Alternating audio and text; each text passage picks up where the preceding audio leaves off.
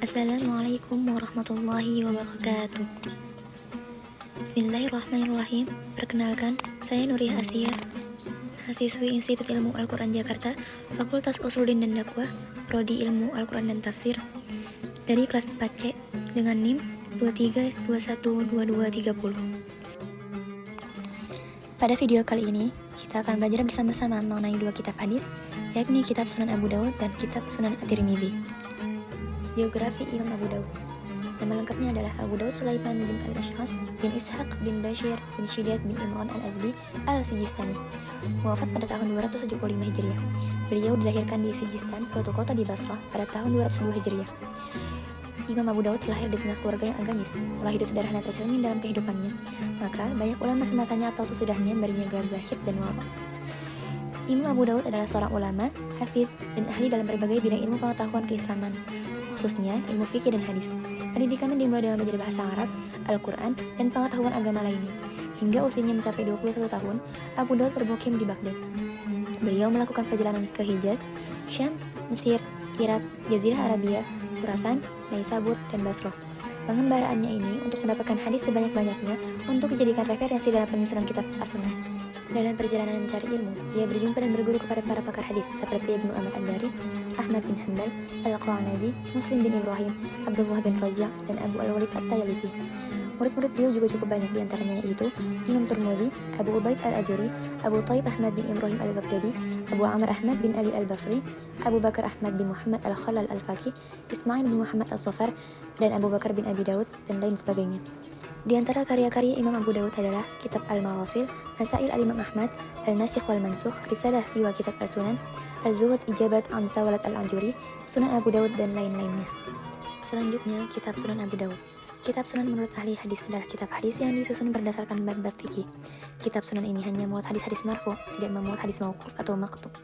Sebab dua macam hadis terakhir ini tidak disebut sunnah, termasuk hal-hal yang berkaitan dengan moralitas, sejarah, dan zuhud, namun hanya disebut sebagai hadis. Imam Abu Dawud memberi sebutan kitabnya dengan sunan. Kata sunan merupakan jamak dari kata sunnah. Hal ini bertujuan bahwa hadis-hadis yang dikemukakan dalam kitab ini merupakan jalan-jalan yang ditempuh oleh Nabi Muhammad SAW. Abu Dawud menyusun kitab sunannya ketika ia berada di Tarsus selama 20 tahun. Hadis yang ia kumpulkan selama rihlah ke berbagai daerah mencapai 500.000 hadis. Dari 500.000 hadis yang ia kumpulkan, Abu Dawud hanya memilih sebanyak 4.800 hadis sebagai koleksi sunannya. Namun, ada sebagian ulama yang menghitung sebanyak 5.274 hadis. Imam Abu Dawud menyusun kitabnya dalam mengumpulkan hadis-hadis yang berkaitan dengan hukum dan menyusunnya berdasarkan urutan bab fikih seperti toharoh, sholat, zakat, dan sebagainya dengan beraneka kualitas dari yang sahih sampai yang dhaif. Tetapi, hadis-hadis yang berkenaan dengan fadhail al-amal dan kisah-kisah tidak dimasukkan ke dalam kitabnya. Dalam Sunan Abu Dawud, beliau membagi hadisnya dalam beberapa kitab, dan setiap kitab dibagi menjadi beberapa bab. Adapun perinciannya adalah 35 kitab, 1871 bab, serta 4800 hadis. Tapi menurut Muhammad Muhyiddin Abdul Hamid, jumlahnya sebanyak 5274 hadis. Dari pembagian kitab tersebut tampak bahwa Sunan Abu Dawud hanyalah kumpulan hadis-hadis hukum, kecuali pada beberapa hadis yang terdapat pada kitab ilmu dan adab. Beliau juga menghindari khabar-khabar, kisah-kisah, dan mau'idah. Kitab Sunan Abu Dawud ini ditutup dengan kitab adab dengan 169 bab dengan muatan hadis sebanyak 502 buah. Jumlah bab yang terdapat pada bab kitab sholat dengan jumlah hadis 1165 buah. Sedangkan bab yang tersedikit berkenaan dengan al-amal yang hanya muat 2 bab dengan 11 hadis. Imam Abu Dawud membagi hadisnya menjadi sahih, musyabih, muqarib, wahlun syadid. Selain itu, Abu Dawud juga memakai istilah shalih untuk hadis yang tidak ditetapkan nilainya. Pembahasan selanjutnya yakni Kitab Sunan At-Tirmidzi. Biografi Imam At-Tirmidzi. Imam At-Tirmidzi memiliki nama lengkap Abu Isa Muhammad bin Isa bin Sawrah bin Musa bin Al-Dahak As-Sulami Al-Bughi At-Tirmidzi. Namun, beliau lebih populer dengan nama Abu Isa. Dalam hal ini, penyebutan Abu Isa sebagai nama depan atau nama asli, bukan kunyah ataupun julukan, melainkan untuk membedakan At-Tirmidzi dengan ulama yang lain. Adapun nisbah yang melekat dalam nama At-Tirmidzi, yakni As-Sulami, dibangsakan dengan Bani Sulaim dari kabilah Ailan. Sementara Al-Bughi adalah nama tempat di mana At-Tirmidzi wafat dan dimakamkan. Tokoh besar At-Tirmidzi lahir pada tahun 209 Hijriah dan wafat pada malam Senin tanggal 13 Rajab tahun 279 Hijriah di desa Bughi dekat kota Tirmidzi dalam keadaan buta. Ia mengalami kebutaan setelah mengadakan berbagai perlawatan dalam mencari hadis Nabi dan setelah menyelesaikan kitab Al-Jami As-Sahihnya. Para ulama mengaku kecerdasan, kesolehan, dan ketakwaannya Imam At-Tirmidzi. Ia juga dikenal sebagai seorang yang amanah dan sangat teliti. Beliau melakukan rihlah ilmiah ke kota Bukhara, Khurasan, Naisabur, Irak, Hijaz, Makkah, dan beberapa negeri lainnya. Dalam perlawatan ilmiahnya, Imam At-Tirmidzi selalu menghafal dan mencatat hadis dari ulama yang ditemuinya. Di antara ulama yang menjadi gurunya Imam At-Tirmidzi adalah Qutaibah bin Sa'id, Ishaq bin Rahuyah, Muhammad bin Amr As-Sawa, Muhammad bin Ghailan, Ismail bin Musa Al-Fazari, Abu Mus'ab Al-Zuhri, dan masih banyak lagi yang lainnya. Dan di antara murid Imam At-Tirmidzi adalah Abu Bakar Ahmad bin Ismail As-Samarkandi, Abu Hamid Abdullah bin Daud Al-Mawazi, Ahmad bin Ali bin Hasmiyah Al-Muqriyah, Ahmad bin Yusuf An-Nasafi, Ahmad bin Hamduyah An-Nasafi, Al-Husain bin Yusuf Al-Farabi, dan lain-lainnya.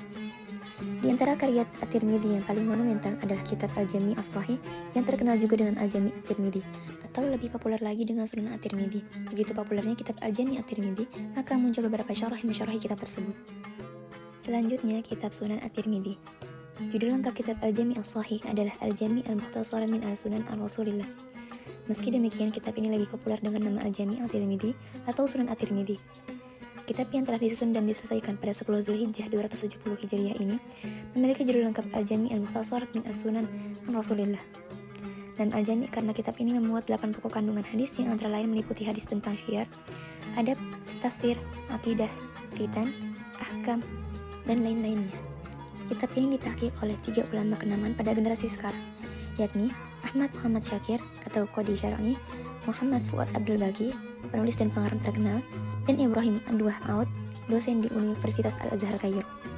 Abu Isa At-Tirmidzi dikenal sebagai orang pertama yang bagi hadis menjadi sahih, hasan, dan dhaif yang tidak diketahui oleh seorang pun tentang pembagian itu sebelumnya. Abu Isa telah menjelaskan yang dimaksud dengan hadis hasan itu ialah hadis yang banyak jalannya, perawinya tidak dicurigai berdusta, dan tidak syadz.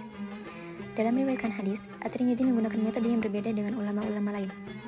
Metode-metode yang ditempuh oleh At-Tirmidzi adalah: yang pertama, takhrij hadis yang menjadi amalan para fuqaha. Yang kedua, memberi penjelasan tentang kualitas dan keadaan hadis. Yang ketiga, menjelaskan jalur periwayatannya. Secara keseluruhan, kitab Al-Jami' terdiri dari 5 juz, 2376 bab, dan 3956 hadis. At-Tirmidzi menyusun materi hadis dalam kitabnya dengan model juz, kitab, bab, dan subbab berdasarkan urutan bab fikih dengan mencantumkan judul di setiap awal bab. Kemudian menuliskan 1 atau 2 hadis sebagai representasi dari judul itu. Setelah itu, ia mengemukakan opini pribadi tentang kualitas hadis, apakah sahih, hasan, atau dhaif. Kriteria ini dengan konsisten diaplikasikan At-Tirmidzi dalam kitabnya tersebut. Itulah sekilas penjelasan mengenai kitab Sunan Abu Daud dan kitab Sunan At-Tirmidzi. Baik, cukup sekian yang dapat saya sampaikan. Apabila ada kekurangan atau kesalahan, mohon dimaafkan.